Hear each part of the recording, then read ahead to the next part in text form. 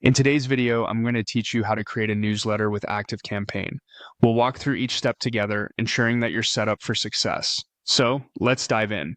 First things first, you're going to want to navigate to your ActiveCampaign dashboard. If you're already familiar with the platform, you'll know this is where all the magic happens. Once you're on the dashboard, locate the Create a Campaign button.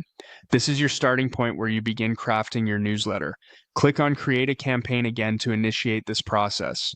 You'll be prompted to enter a campaign name. Make sure to choose something that accurately reflects the content or purpose of your newsletter. Moving on, you'll see an option for different types of campaigns. Here, we're going to stick with a standard campaign as it's best suited for newsletters, providing a lot of flexibility and features. Don't worry about the other options for now. Focusing on the standard campaign will keep things straightforward. Now, click on Next to proceed to the subject line phase. Crafting a compelling subject line is essential because it's the first thing your audience will see. It should be engaging and give a glimpse of what the newsletter contains. Along with that, you'll need to enter a pre-header. This is a short summary that accompanies the subject line. Both should complement each other to entice viewers to open your email.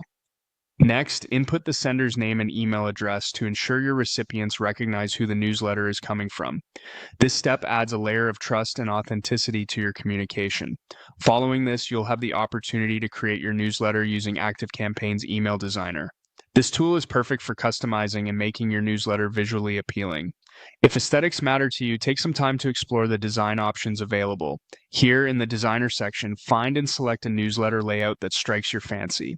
Once you've chosen a layout, go ahead and click on select and then use the email designer. This is where you can personalize the template to match your brand and messaging. Feel free to spend time getting this just right, as it's what your audience will interact with directly.